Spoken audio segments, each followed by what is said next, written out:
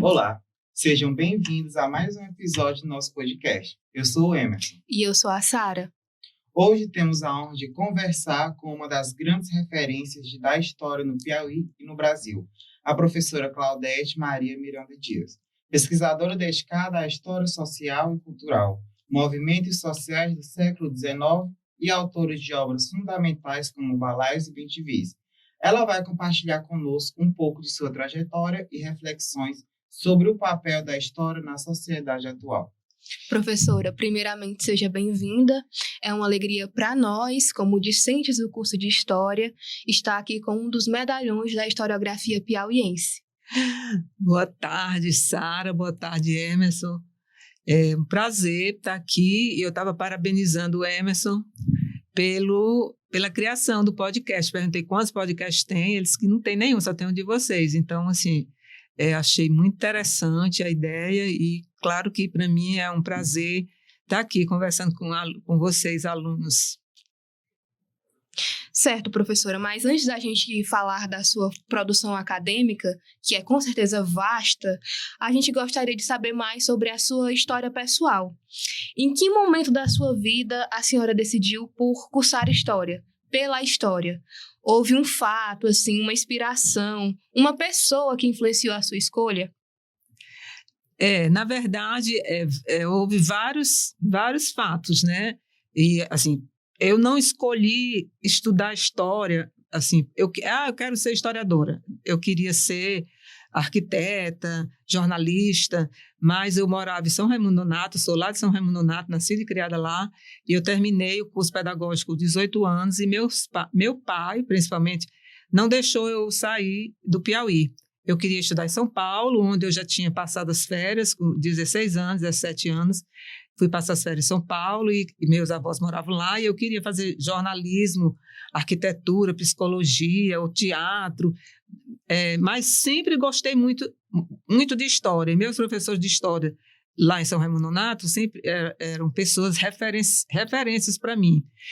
E a história entrou, então, porque como eu não queria ficar em São Raimundo Nonato, meu tio, irmão do meu pai, me trouxe para Teresina. E aqui em Teresina só tinha o curso de medicina, odontologia, direito e eram 4 farmácias, não sei, eram 4 cursos. Nenhum deles me atraiu, né?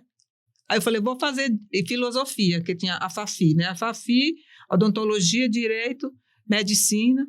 E eu disse, não vou fazer nenhum desses cursos, então eu vou escolher direito. Meu tio era um advogado famoso, né? Doutor Antônio Ribeiro Dias, falou que direito não era uma profissão para mulher, né? Era começo dos anos 70, eu tinha 19 anos. Aí ele falou, minha filha, vai fazer filosofia. Lá em filosofia tem 3 cursos, história, filosofia e geografia. Aí você escolhe o curso que você vai fazer. Então, a gente fazia o vestibular para a FAFI e fazia o primeiro ano básico e depois escolhia o curso que queria fazer. E aí tinha um professor, o professor Camilo Filho, que eu fiquei apaixonada por ele, né? Assim, como professor das disciplinas que tinha no curso, eu escolhi história, porque eu achava que filosofia, assim, eu não alcançaria filosofia. Geografia, apesar de ser apaixonado por geografia, eu achava assim, mais uma disciplina técnica. História, não. História era mais parecido com jornalismo. Né? Então, escolhi história e me identifico completamente, assim. História, acho que eu nasci para ser historiadora. Para professora, eu nasci para ser professora, né? Eu sempre digo assim que desde da minha infância, que eu era metida a ser professora. Acho que era assim, aquelas brincadeiras de criança em São Raimundo Nonato, a gente não tinha outras atrações, a não ser a gente brincar de ser professora, brincar de ser miss, brincar de viajar de avião, subir nas árvores, viajar de avião. Então, professora era uma brincadeira que eu gostava, botava as crianças menores e me fazia de professora. Então, assim, sou professora por vocação, historiadora por escolha, mas por identificação total.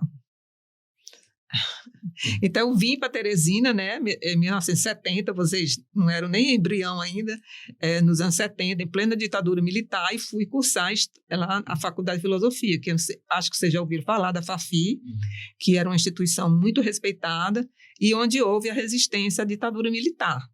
Então, lá havia muitos comícios, reuniões, e lá onde eu comecei a me formar politicamente. A senhora falando uma história muito bonita e muito inspiradora. A senhora falando sobre essa parte da ditadura militar. A senhora enfrentou problemas com isso? Assim, enfrentava porque a gente não tinha acesso às informações. Então, e lá na FAFI, não era comício, mas as falações, os atos eram no pátio e era permitido dentro da FAFI, porque os professores eram todos de resistência à ditadura militar. Inclusive, tinha o padre Raimundo José, que era nossa grande liderança, o Antônio José Medeiros, né, o irmão do padre Raimundo José, esqueci o nome dele agora, ando assim, esquecendo os nomes, mas e outros colegas, né, que já estavam mais avançados, já estavam já mais adiantados, então já eram lideranças estudantis. Então, a gente sentia a ditadura porque era tudo censura. Mas tinha um jornal chamado O Pasquim, que eu acho que vocês ouviram falar, que o Pasquim ele conseguia driblar a ditadura driblar a censura, e a gente recebia em Teresina. Eu era assinante do Pasquim, mas, assim, por exemplo, no teatro, era peças com cunho religioso, né? Não tinha peças assim, de protesto, enfim, não tinha. Os jornais eram todos censurados,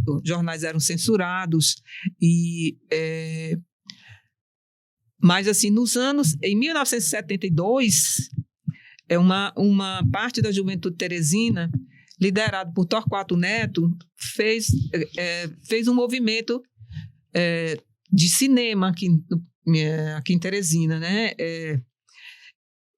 O Torquato tinha um sonho de ser cineasta, ele também já tinha voltado do exílio e veio para Teresina, ele vinha sempre para Teresina, a família dele é daqui, ele tinha os amigos, e um amigo comum dele, que fazia faculdade comigo na FAFI, me chamou para conhecer Torquato, porque Torquato tinha essa ideia de fazer um filme sobre Adão e Eva no paraíso, e ele descreveu a Eva que ele queria e ele dizia que a Eva era eu, né? Que ele ficou olhando para mim na sala de aula. Por que você está olhando para mim? Eu disse, não, porque eu estou impressionada, porque você assim, a descrição. Aí falou, né, que Torquato tinha feito essa descrição da Eva que ele queria. Perguntou se eu gostava de cinema, eu gostava muito de cinema. Lá em São Raimundo a gente tinha cinema, mas era cinema assim, cinema de faroeste, cinema de amor, mas a gente tinha um cinema. E eu gostava muito de cinema, gostava muito de ler. E aí Torquato veio me conhecer. Eu já era professora, já fazia FAFI, era professora no colégio ali na Praça Saraiva, que era onde funcionou depois a fundação, a Casa de Cultura Teresina, era o Colégio Pedro II, que era um colégio criado por um professor muito legal, o professor Zé Luiz, e ele me chamou para ser professora lá. Eu fui ser professora de História Geral. E lá, no sábado de manhã, o Noronha, esse amigo de Torquato, que era meu colega de universidade, me levou Torquato, e a gente se conheceu, e Torquato falou que eu era a Eva que ele queria. Agora tinha que fazer o filme nua. E eu falei que não ia fazer filme nua, de jeito nenhum. Imagina, plena ditadura, eu, uma menina recém-chegada de São Raimundo Nonato, morando na casa dos meus tios, fazer filme nua. Eu disse, nua não fazia. Aí disse, então, vamos arranjar um jeito, porque você é a Eva que eu quero que faça o filme. Você é a pessoa que eu quero que seja a Eva, né?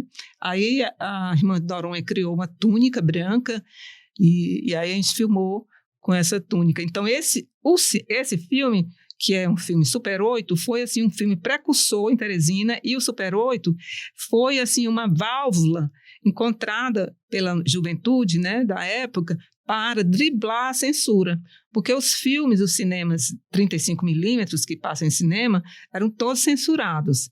Só fazia filme aqueles que passassem pela censura. Então, o cinema Super 8 explodiu no Brasil, não só no Piauí, no Brasil todo. E o Super 8, e o Noronha, que estudava em Recife, onde o Super 8 era bem estava em ação, né, e tinha uma juventude realmente filmando, ele trouxe uma película que chama Super 8, que é a película, né, porque tem a película de cinema que é 35 milímetros e essa Super 8. E a gente fez esse filme de 8 a 12 minutos e fizeram outros filmes. Então, o cinema Super 8 era uma válvula de escape ou uma alternativa que a juventude encontrou no Brasil todo para driblar a ditadura, né? Então, assim, jornais mimeografados, porque não tinha xerox, não tinha nada, era mimeógrafo, que era uma máquina que copiava os textos, né? Já tinha as folhas próprias, então rodava, então fazia publicações de mimeógrafo, poesia, jornal, tudo, tanto que tem, vocês pesquisarem, vocês vão pesquisar geração mimeógrafo, você vai ver que foi no Brasil inteiro que o mimeógrafo se tornou também uma forma da juventude brasileira se manifestar durante a ditadura. Visto tudo isso que a senhora falou, Sim. deu para perceber que a senhora viveu bastante nessa época. Sim. E uma professora com uma vasta carreira, é muito interessante a gente ouvir. Será que a senhora poderia nos falar sobre como foi a sua trajetória acadêmica, desde a graduação até a pós-graduação? Sim. Então, aí entrar para a universidade era um sonho, né? Porque assim, meu pai, quando eu terminei o pedagógico lá em São Raimundo Nonato, meu pai, eu dizia que eu queria estudar jornalismo ou arquitetura em São Paulo, e meu pai disse que eu não ia, que eu era muito jovem, então, que eu não precisava mais de estudar não, que eu já tinha o curso pedagógico, que é o curso que forma professor, né, e que ele ia arranjar uma escola para eu ser diretora, eu ia casar e ter filhos. Aí eu fiquei desesperada, né, porque eu disse, eu não quero casar e ter filho, eu quero estudar, eu quero ter uma outra profissão, quero estudar jornalismo, quero ser arquiteta, enfim. Então, aí meu tio me trouxe para Teresina. E eu caí na FAFI, uma universidade, uma faculdade progressista, né, de resistência à ditadura. Então, o curso de História na universidade, eu terminei em 73, exatamente, foi 72, 73 que criou a Universidade Federal do Piauí, como Fundação Universidade Federal do Piauí. Aí nos mudamos para cá, para Ininga, era muito distante. Lá eu morava na Zona Sul, na 13 de Maio, lá perto da Vermelha, então eu vinha para a universidade, aí sempre tinha carona, tinha as amigas que tinham carro e vinha, né? Então, eu me formei aqui, a graduação, e eu sempre quis ir embora do Piauí, porque Teresina era muito uma cidade, como é que diz, muito pequena, né? Provinciana, que a gente dizia na época, uma cidade provinciana. A gente tinha o Cine Royal, onde passava filmes de arte, que ou era sábado de manhã, ou sábado, ou domingo de manhã, então se passava os grandes cineastas, mas não tinha uma livraria, não tinha uma loja de disco. A gente comprava livro pelos correios, e o curso de História era um curso assim, muito anacrônico, não tinha uma disciplina, por exemplo, de História do Piauí. E uma das questões que a gente sempre levantou, desde São Raimundo Nonato, quando a gente estudava História, a gente se perguntava assim, o Piauí não tem história? Porque a gente estuda a história do Egito, a história de Roma, a história antiga, a história medieval, a Segunda Guerra Mundial, a Revolução Francesa, e não estuda a história do Piauí, né? E até a história do Brasil era meio aquela história oficial, né? Que Pedro Álvares Cabral descobriu o Brasil, que Dom Pedro proclamou a independência, então era uma história assim, muito factual.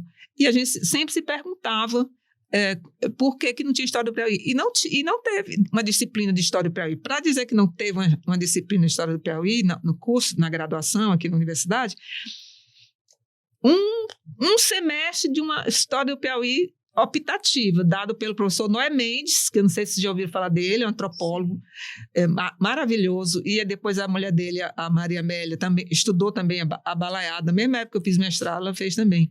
Então, daqui de Teresina, quando eu terminei a graduação, eu fui para o Rio, e eu já tinha conhecido o Rio, já tinha conhecido São Paulo, então não queria mais morar em Teresina. Me apaixonei pelo Rio e fui morar no Rio com uma tia minha.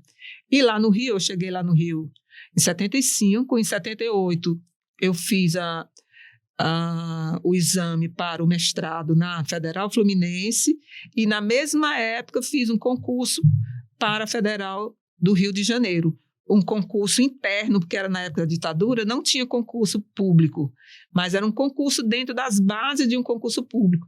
Então, na mesma época que eu entrei para o mestrado na Federal Fluminense, eu fui ser professora na Federal do Rio. Então, foi um longo aprendizado. Os 10 primeiros anos foram de muito estudo, muita pesquisa, porque eu tinha que recuperar uma base cultural, uma base de leitura que eu não tive na graduação, porque na graduação a gente lia aqueles clássicos da história positivista, mas assim, eu não conhecia Sérgio Buarque de Holanda, eu não conhecia Emília Viotti, eu não conhecia José Honório Rodrigues, que na época eram os historiadores, né? Não conhecia Sérgio Buarque de Holanda, não tinha lido Raízes do Brasil. Então, aí eu fui ser professora e fui ser mestranda. Então, eu tinha uma carga de estudo muito grande. Então, foram assim, esses 10 primeiros anos de minha vida lá no Rio foram assim, dedicados a estudo, pesquisas. Eu não sabia o que era sábado, domingo, feriado, mas assim, apaixonada pelos estudos. Então, no dia que eu li, por exemplo, Sérgio Buarque de Holanda, eu não acreditei como é que eu não tinha lido Raiz do Brasil, que eu acho que é um livro que todo brasileiro devia ler. E no mestrado, o professor José Honório Rodrigues, que é um historiador, que ele dava aula de historiografia brasileira. E ele, no primeiro dia de aula, ele querendo, assim, se apresentando à turma, cada aluno se apresentando, quando eu disse que era do Piauí, ele tomou um susto, né? Ficou assim, do Piauí? Porque lá no Rio era assim, quando eu dizia que era do Piauí, todo mundo ficava assim, Piauí? Onde é que fica o Piauí? O Piauí existe? Eu disse, gente, vocês não estudam geografia? Porque lá no Piauí a gente estuda geografia, a gente sabe todas as capitais, sabe tudo do Brasil, e vocês não sabem onde é o Piauí. Então, o Piauí era assim, algo distante, desconhecido. E o professor Zé Honório Rodrigues se surpreendeu, mas se surpreendeu assim, no bom sentido, né? Ele ficou assim, gratificado de saber que tinha um aluno do Piauí. Aí ele perguntou se eu conhecia o professor José se conhecia o professor Odilon Nunes. Eu disse que não conhecia. Se você não conhece um dos maiores historiadores do Brasil, que é o Odilon Nunes, não conhece. Pois ele tem uma obra, aí falou da obra Pesquisa para a História do Piauí, 4 volumes, e eu vou, então, lhe dar esses 4 volumes que eu tenho, que ele me deu. Ele falou que o Odilon Nunes tinha dado para ele. E ele marcou comigo, eu fui no apartamento dele pegar os livros e ele me contratou como bolsista para fazer pesquisa para ele. Aí foi quando eu comecei a fazer pesquisa na Biblioteca Nacional, no Arquivo Público Nacional, no Instituto Histórico, no Gabinete Real Português, lá no Rio, e entrei em contato com a obra do professor Odilon Nunes. No primeiro volume, já fiquei assim... estupefata é a palavra. Por quê? Porque entrei em contato com uma população indígena que habitava o Piauí, que eu desconhecia. Eu desconhecia a história do Piauí. Então, o Odilon Nunes, no primeiro volume, ele trata da colonização do Piauí e transcreve muitos documentos e fala da relação da colonização com os povos, que ele chamava índios, né? E da guerra que houve, que ele chamava de guerra de extermínio.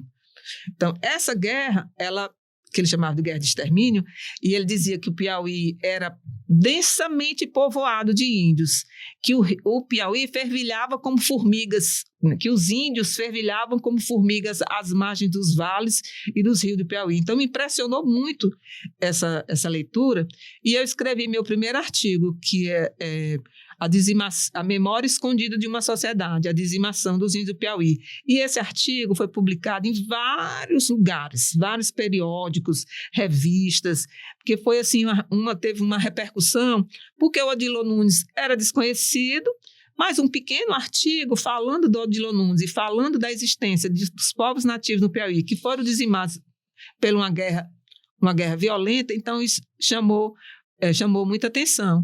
E só que quando eu li o segundo volume da Pesquisa para a História do Piauí, já era balaiada. Então, eu fiquei mais ainda interessada em estudar a balaiada. Então, escolhi como dissertação de mestrado estudar a balaiada, né?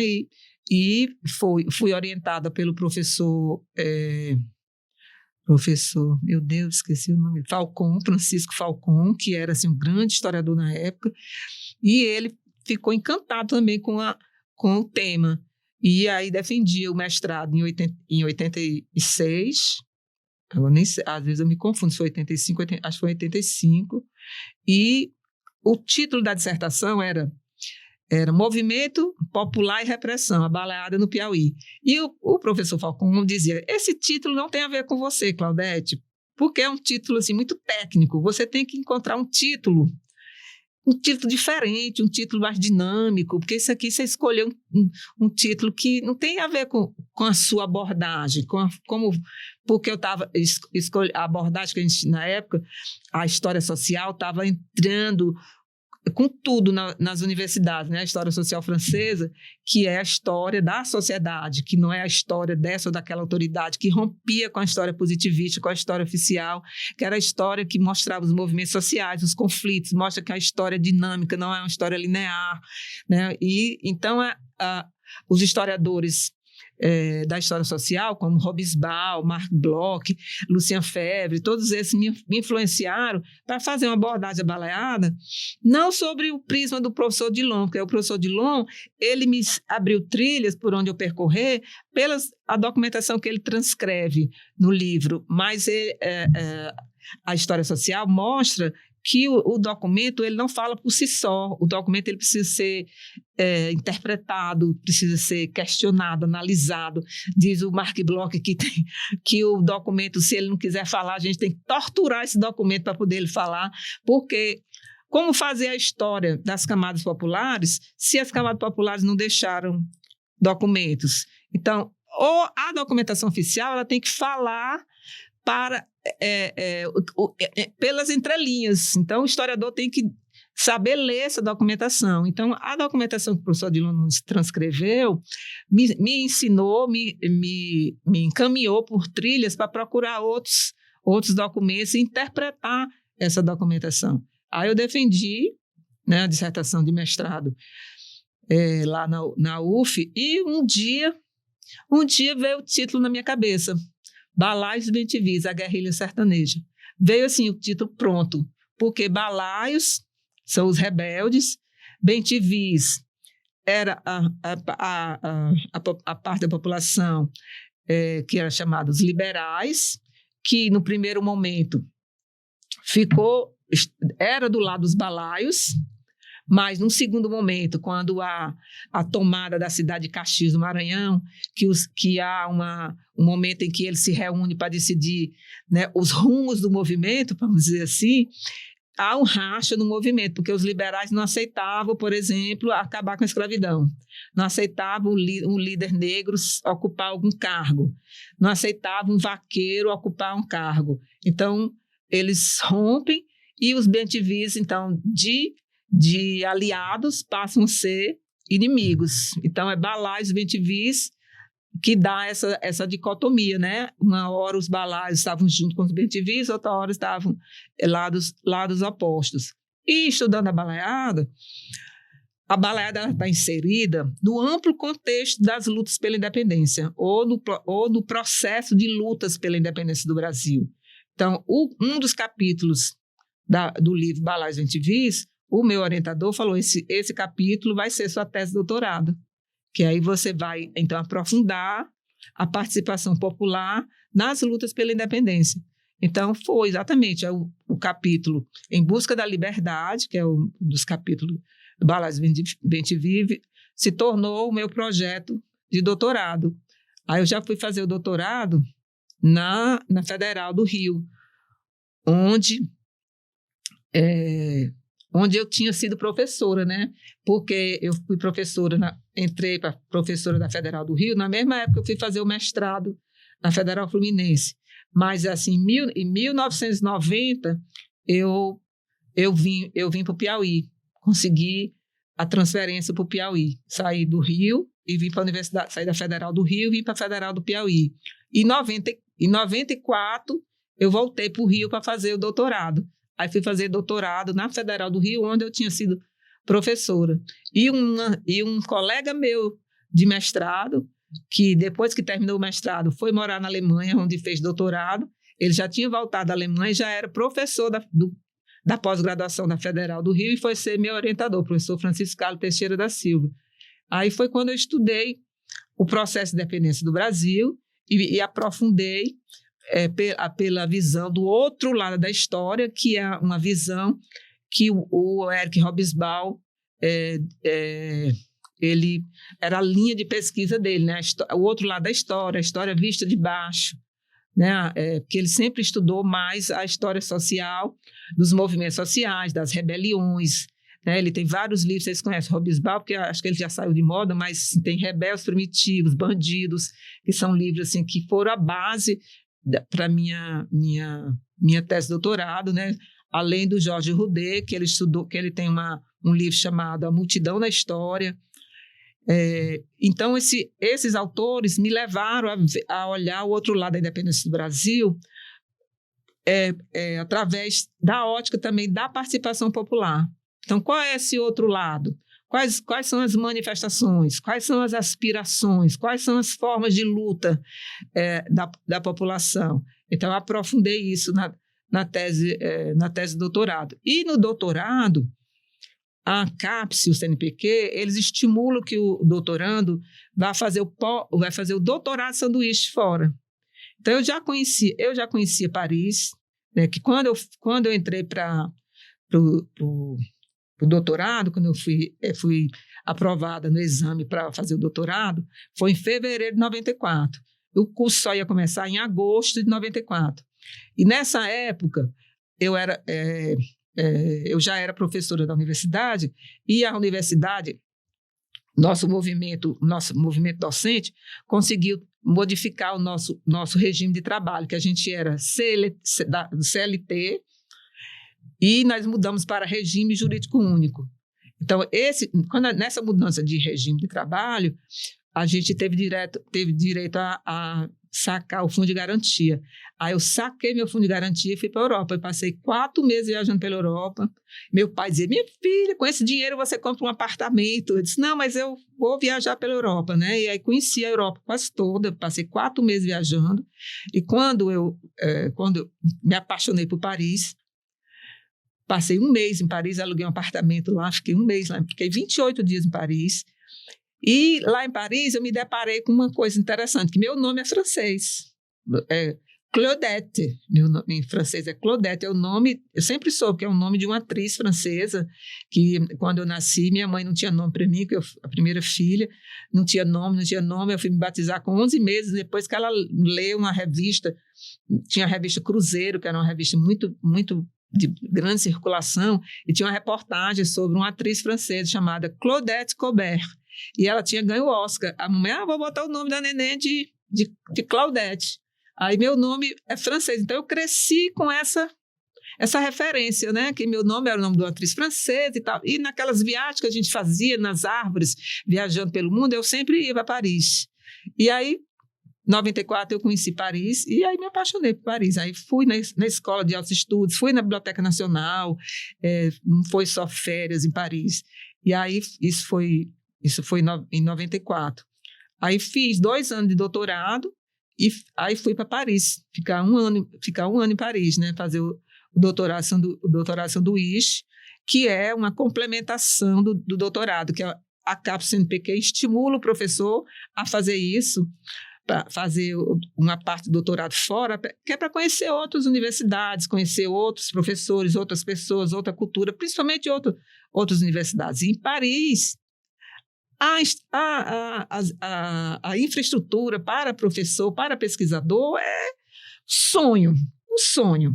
A gente simplesmente tem acesso a absolutamente tudo, né? A Biblioteca Nacional é assim, uma coisa fantástica, a Biblioteca da Sorbonne. Então, eu fui fazer curso e fui pesquisar na Sorbonne. Então, eu tinha carteira da Sorbonne. Eu entrava na Sorbonne, só entrava com a sua carteirinha, né? qualquer museu de Paris entrava com eu tinha a carteira da Sorbonne, a carteira da Biblioteca Nacional, do Georges Pompidou, todas as instituições tinham que fazer uma carteira para poder entrar, né? E a carteira de professora pesquisadora na Escola de Altos Estudos, que é onde o professor Roger Chartier, depois que eu fui fazer pós-doutorado com ele lá, ele é professor lá, onde a professora Niede Guidon foi professora lá, a Escola de Altos Estudos, a gente recebe também uma identificação, né? Nosso nome, nosso endereço, qual é o tempo que a gente vai ficar, qual é a nossa universidade de origem, enfim, essa carteira me dava entrada a qualquer museu de graça. O professor na França é uma autoridade, assim, respeitado. Coisas que a gente aqui quer ser e não é. E quando a gente quer ser, a pessoa diz que a gente só quer ser. Só quer ser. Tanto que eu era assim, a Claudete só quer ser, só porque estudou em Paris, só quer ser. Né? Eu falei, gente, uma compreensão, que compreensão é essa? Então, assim, eu não podia dizer que tinha estudado em Paris, que tinha feito doutorado, porque se eu dissesse que tinha feito doutorado sanduíche em Paris, eu estava querendo me amostrar. Então, assim, em termos de doutorado, eu defendi o doutorado lá no Rio, em 1999, né, o último ano do século XX, e aí fiquei aqui na universidade, né, e depois, em 2004, eu fui fazer o pós-doutorado em Paris. Aí foi quando eu fiz um estágio, que é um estágio, é um prêmio que o doutor ganha escolhe o tema que quiser, não tem obrigação de comprovar nada, só apresentar um relatório. E aí eu fui trabalhar com o professor Chartier e eu estudei, então, a relação França-Brasil, a influência da França na cultura brasileira, focando como as ciências humanas e sociais influenciaram a formação dos historiadores brasileiros. Então, aí foram 3 ensaios, e o título era França-Brasil, um longo caso de amor. Mas eu estava tão cansada intelectualmente, tão cansada mentalmente, que eu apresentei o relatório e nunca publiquei. Aí agora eu falei com o professor Chartier para a gente retomar esse trabalho, né? E aí eu fiquei de escrever para ele. Ele falou que tentei conversar com ele para a gente. Ele disse, não, Claudete, é melhor você me mandar um e-mail, a gente conversa pela internet, porque ele passava o dia todo aqui, né, nos seminários, e aí falou que estava muito cansado. Então, eu estou nesse momento, assim, né? Me aposentei em 2007, já tem, né, aos 57 anos, já estou com 74 anos, e, assim, ainda com vontade de produzir alguma coisa. E aí me reacendeu a vontade de estudar, voltar a estudar, né? Voltar a pesquisar e tudo. Nesse tempo, eu publiquei, então, vários livros. Né? Publiquei o Balais Ventivis, que foi o primeiro, que já está na 3ª edição. A gente está preparando a 4ª edição para 2026, que vai fazer 30 anos da primeira edição. Então, a gente quer publicar a edição comemorativa, publicar no próximo ano no Salip, lançar no Salip. Publiquei esse livro, O Que História é Essa?, que virou um programa de TV e uma coluna de jornal, exatamente questionando a história oficial. Tem um pequeno livro que é Luta e Resistência dos Escravos no Brasil, o Piauí que o Brasil quer ver, que é um resumo das minhas pesquisas em resposta a todo esse questionamento. O Piauí existe, o Piauí, onde fica o Piauí? Então eu reuni todas as minhas pesquisas e escrevi o Piauí que o Brasil quer ver, História, Arte e Cultura. E o História dos Índios do Piauí, que também era uma história que eu digo que está sob os escombros da memória. Então, eu sou muito orgulhosa desse livro, História dos Índios do Piauí, porque ele marca assim, a criação de uma história indígena piauiense. Falei pra caramba, né? Encantada aqui. A senhora falou sobre a Sorbonne. A Sorbonne é minha universidade dos sonhos. Sonho em poder um dia estudar lá. Como a senhora falou sobre o seu livro, a sua tese, que é o Balaios e Bentivis, uma obra que coloca o Piauí no cenário nacional. E o livro está disponível na EDUFP, poucas edições. Uhum. é uma obra que se tornou referência para pensar os movimentos sociais e políticos do século XIX. O que motivou a senhora a escrever esse livro? A senhora já deu uma pequena palhinha do que foi. E quais foram as suas principais descobertas durante a pesquisa? Como é que uma meninazinha de São Raimundo Nonato, no Rio de Janeiro, resolve pesquisar sobre os balaios bem-te-vis? Sim, sou uma apaixonada pelos balaios bem-te-vis. Eu digo que eu sou uma guerrilheira sertaneja, sou a índia pimenteira, mas também sou uma guerrilheira sertaneja, né? Quem me deu as trilhas foi Odilon Nunes, no volume 2, Pesquisa para a História do Piauí. Só que a história contada pelo Odilon Nunes é uma história oficial. Ele, do mesmo jeito que ele considerava os índios como selvagens, ele considerava os balaios como vândalos, facínoras, né? E eu, seguindo a linha da história social, que interpreta a documentação, então fui decifrar essa história. Então, o que me encantou muito na balaiada exatamente foi essa luta e resistência dos vaqueiros, dos artesãos, dos lavradores, da população pobre que resistiu contra uma prática violenta que era o recrutamento militar. Que o recrutamento militar era como servir o exército, mas só que servir o exército é obrigatório, mas você faz uma avaliação, o rapaz faz uma avaliação, se não passar, não entra. O recrutamento militar, recrutamento, quer dizer, ele capturava os jovens. Para quê? Para formar tropas legais, para lutar nas forças legais, para reprimir os movimentos de revolta que estava acontecendo no Brasil inteiro, que a independência do Brasil, ela não foi proclamada, o Brasil não se tornou independente com o Grito do Ipiranga. Ao contrário, o Brasil teve que lutar em todos os flancos para expulsar os portugueses de todos os níveis do poder que eles ocupavam no Brasil inteiro.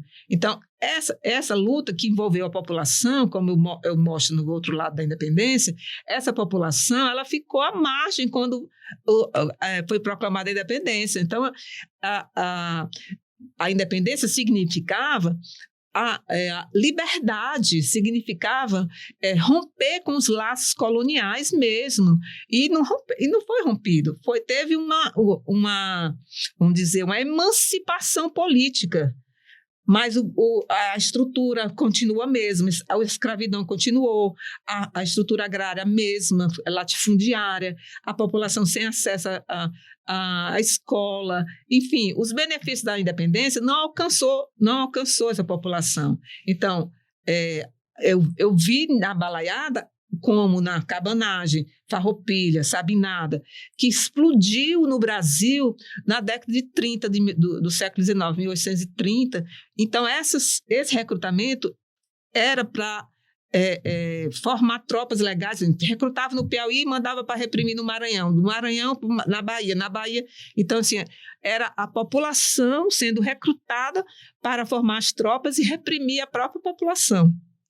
Então, essa resistência dos balaios, ele teve uma organização guerrilheira, porque eles, fugindo do recrutamento, eles iam para as matas, nas matas eles formavam grupos, assim, ao modelo de uma guerrilha, que tinha um modelo dos quilombos, né, os quilombos dos negros escravizados. Então, os quilombos que foram resistência à escravidão era o mesmo formato da organização guerrilheira dos balaios. Então, me encantou muito essa resistência dessa população em querer lutar contra essa arbitrariedade que era o recrutamento e contra o oligarca Barão da Parnaíba, Manuel Souza Martins, que foi nomeado presidente da província do Piauí por Dom Pedro, quando ele se torna imperador, ele nomeia os presidentes da província e nomeia quem? Os grandes oligarcas, né? Os grandes fazendeiros, eles é que vão ser os presidentes das províncias. E ele governava o Piauí de forma ditatorial. Teve um viajante que passou aqui na época que chamou ele de ditador rural. Ele era um verdadeiro ditador. Então, o Balaios Bem-te-vis, a balaiada, começou no Maranhão, se estendeu para o Piauí e foi até 1841, de 1838 a 1841.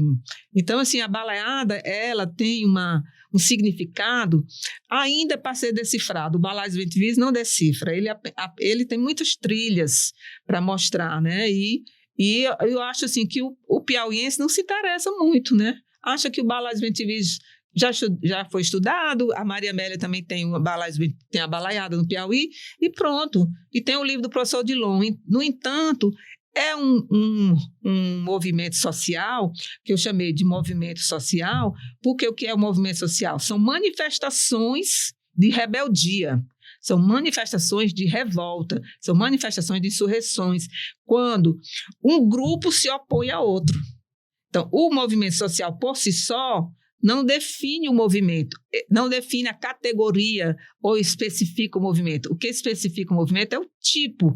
É uma revolta, é uma insurreição, é uma rebelião, é um motim, é uma greve, tudo isso compõe os movimentos sociais. E eu chamo movimento social do século XIX, a balaiada, e foi uma disciplina que eu ministrei na Federal do Rio, quando houve a reforma do currículo.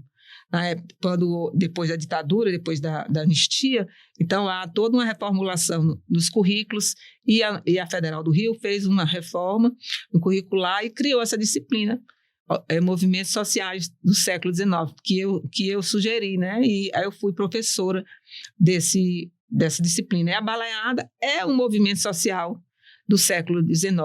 Foi violentamente reprimido. O Barão da Parnaíba, que recebeu reforços de todos os lugares, Maranhão, Pará, Bahia, Pernambuco, Rio de Janeiro, reforços com armamento, munições, tropas, e contabilizando, foram mais de 11 mil prisioneiros.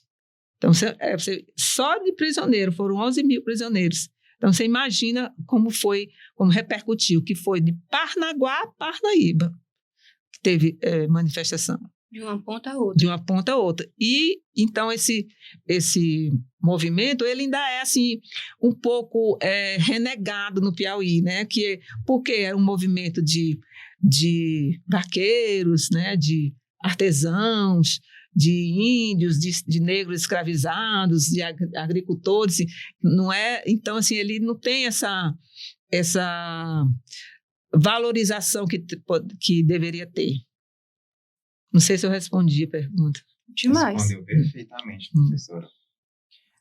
E visto tudo isso que a senhora falou, eu gostaria de saber, na sua visão, uma relevância do estudo desses movimentos para compreender a história do Piauí e também a história do Brasil, porque, de fato, esse seu estudo ele é bastante importante para a nossa historiografia.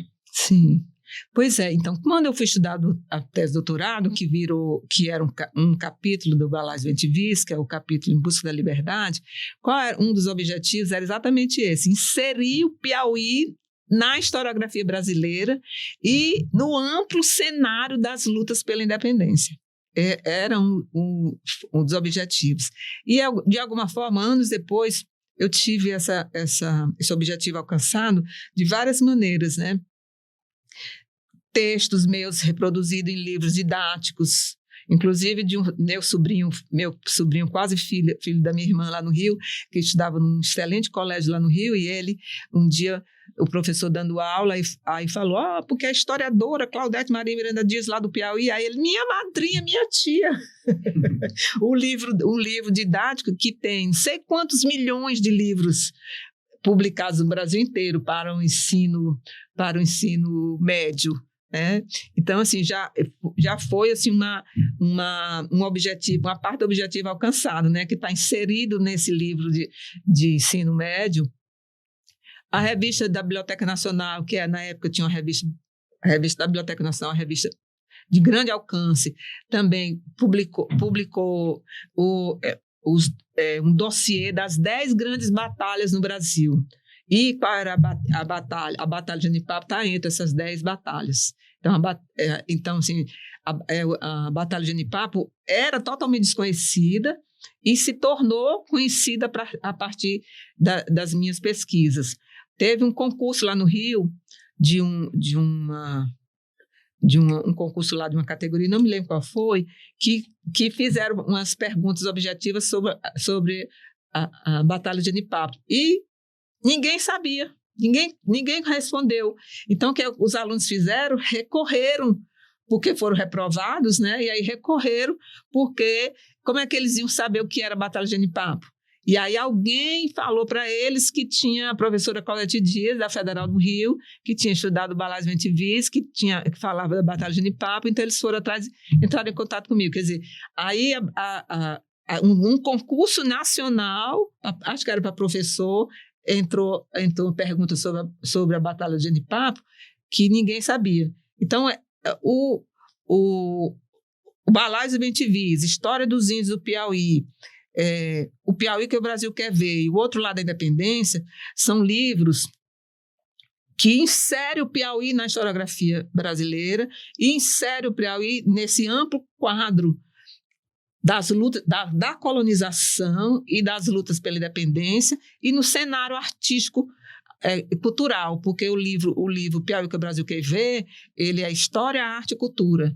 Então, a gente faz um amplo estudo sobre essas várias áreas. É quase como não uma enciclopédia, porque a enciclopédia ela é objetiva, né? A enciclopédia, elas são verbetes, né?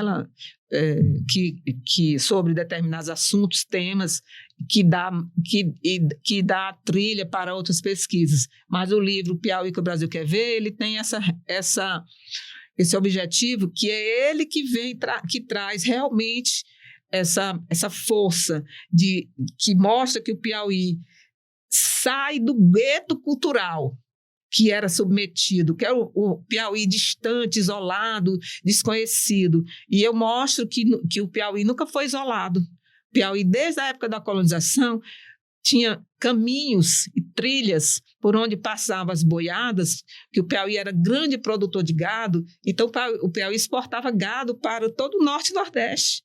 Então, essas trilhas, esses caminhos foram traçados depois por um pesquisador, que é o... Luiz Motti? Não Luiz Motti, não. É do século XIX, que é Roteiro 1815. Nesse roteiro, ele não é um livro, ele é um documento que eu encontrei na Biblioteca. É o Padre Miguel de Carvalho? Não, é o Padre Miguel de Carvalho, ele é o primeiro...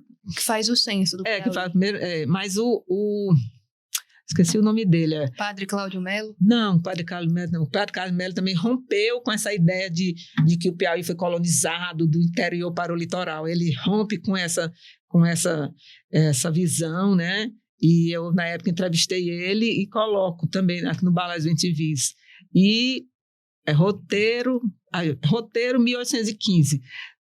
Na minha tese de doutorado, depois eu vejo esse. Então, ele mostra, o que é que ele mostra do roteiro? Ele mostra os numerosos caminhos e trilhas que ligavam o Piauí a várias outras regiões. O Piauí era uma zona de transição.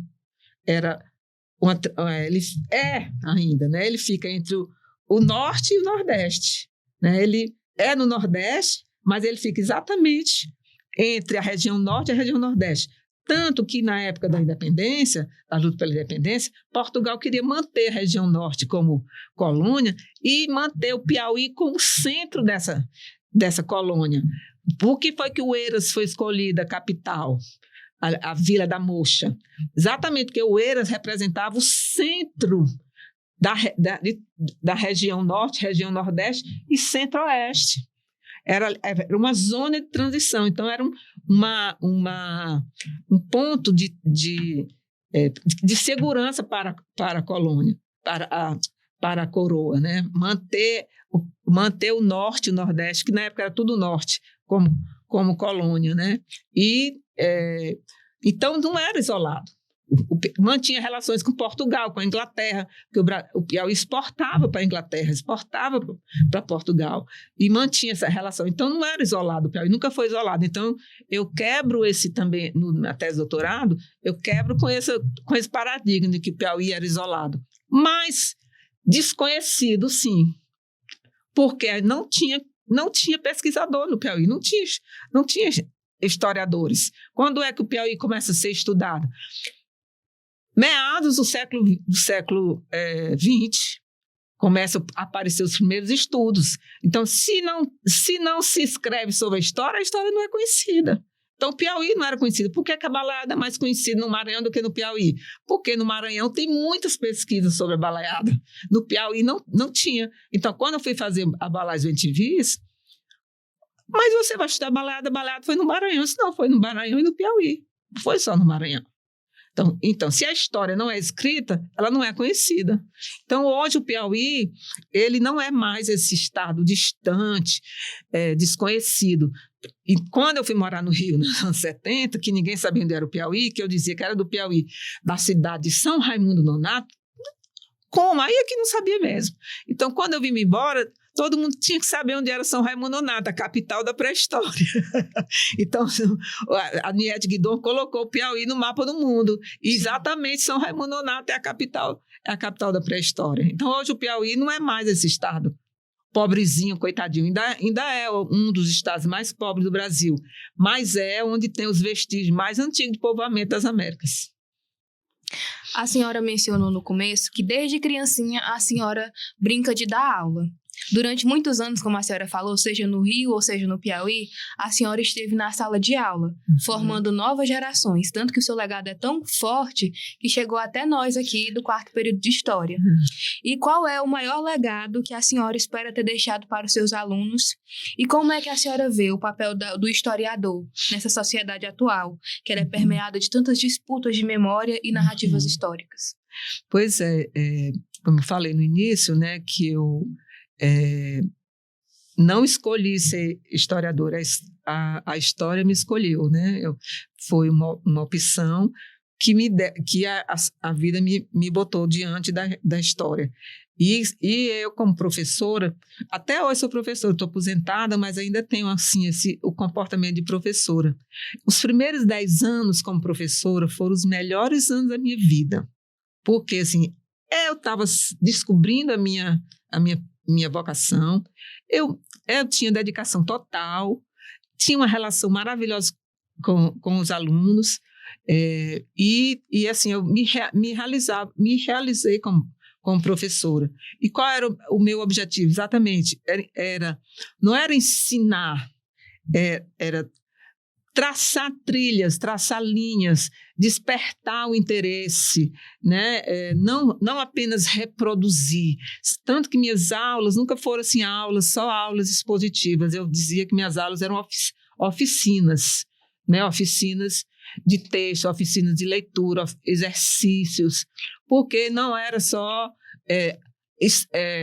dar aula expositiva. Muitas vezes para introduzir o assunto, tinha que ter essa aula expositiva. E muitas vezes eu perguntava para o aluno, o que foi que eu falei? Me diga aí em poucas palavras o que foi que você entendeu que eu falei. Aí o aluno, Não, professor, não sei. Como não sabe? Você não estava prestando atenção? Não, eu estava pensando outra coisa aqui. Aí eu disse, tá, então eu estava falando para as cadeiras. Estava falando para as paredes, né? Porque se eu estou aqui sentada na minha frente, eu falando, e você não sabe o que eu estava falando, então a partir daí eu adotei uma outra metodologia, que não era só aulas expositivas, eram essas oficinas, né?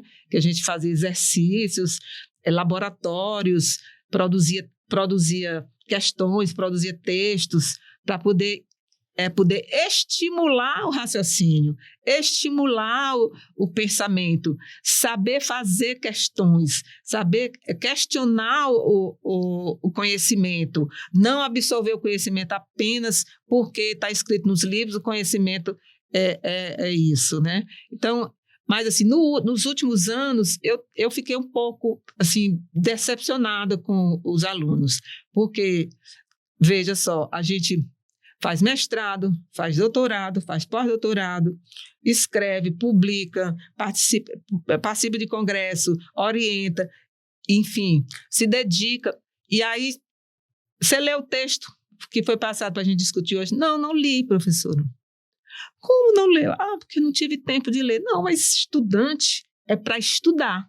Tá? Estudante é para estudar. Então, assim, havia um pouco um descompromisso com a maioria das turmas. Claro que não era todos os alunos. Hoje eu encontro ex-alunos que já são doutores, teve bolsista meu, bolsista de iniciação científica,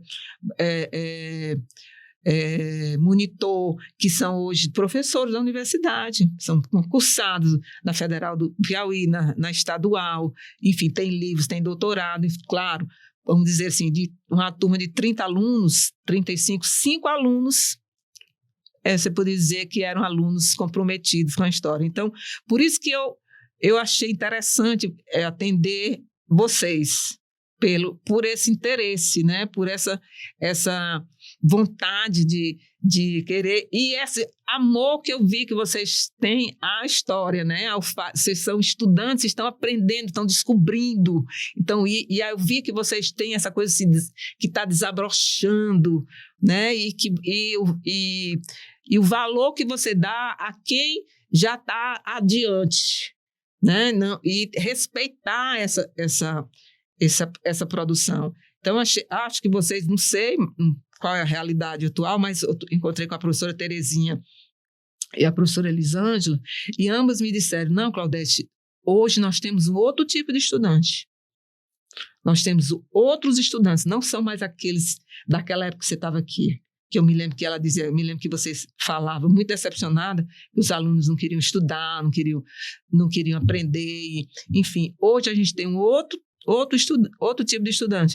Então, assim, eu acho que o meu legado são meus livros, né? Meus livros estão aí, né, para ser questionado, para ser analisado, né? Às vezes eu penso assim, daqui 100 anos vamos dizer, a professora Claudete Dias falou isso, mas não é isso não. Sabe, quem quiser pesquisar e questionar, quem quiser questionar tem que pesquisar e estudar o tanto que eu pesquisei, outros professores, né? Não questionar por questionar, porque o conhecimento, ele é dinâmico, ele não é estático, né? Ele não é linear. Então, e a história não é uma disciplina exata, ela é uma disciplina em construção, porque a história ela é contada a partir da visão de quem está estudando. Claro que é baseado numa metodologia, numa teoria, mas assim, a visão que eu tenho de história pode não ser a sua. Vou dizer, nós estamos aqui no mesmo ambiente. Eu estou tendo uma visão do ambiente que é diferente da visão que você está tendo, né? Que é a visão diferente dele. A história é assim. Dependendo do lugar onde você estiver, você vai ver a história. Então, assim, a gente deixa uma produção para ela ser aprendida, mas não apenas reproduzida. Pelo contrário, para ela ser base, ser referência, mas para avançar a partir daí. Entendeu? Muito bonito ouvir essas palavras de uma grande historiadora. Né? Como a senhora disse, nosso empenho em procurar aqueles que vieram antes da gente. Porque não adianta a gente estar fazendo o nosso melhor trabalho e tomar um crédito, sendo que para a gente poder caminhar hoje em dia, outras pessoas tiveram que engatear no curso. Sim. Hoje o que a gente faz é na base do que professores como a senhora, Terezinha Queiroz, Tânia Brandão fizeram. Sim. Se a gente está aqui hoje, a gente deve isso a vocês. Obrigada. A senhora, a professora Claudete, ao professor Fonseca, que fala muito bem da senhora, professora Terezinha, o Odilon Nunes, que resolveu. Que ainda é o nosso maior historiador. Sim. Padre Cláudio Melo, que já faleceu, Monsenhor Chaves. A gente deve isso a vocês, que lutaram com sangue para que a gente pudesse ter a paz hoje. Correram para a gente poder andar. Exatamente. A gente eles abriram trilhas para a gente e a gente continua abrindo trilha para vocês. E assim, eu fico muito gratificada de ver jovens como vocês interessados em dialogar com outros historiadores, né? E através de uma maneira nova, que é o podcast, né? Que na época que eu era professora não tinha, eu criei o Que História é Essa? O Que História é Essa é uma espécie de um podcast, né? Que seria assim, o que história é essa de descobrimento do Brasil? Então a gente faz uma análise crítica, sem ser uma análise didática, mas não é aquela coisa dogmática, e explica o que foi essa história de descobrimento do Brasil. Que história é essa de abolição da escravidão? Então, né, então vai dialogar com esse fato histórico, porque o fato, ele é a matéria-prima da história, mas ele não é irrefutável. No dia 7 de setembro, aconteceu aquele gesto das marchas do Rio Ipiranga, mas isso é um fato. Aí é a matéria básica da história, mas ele não se define por si só.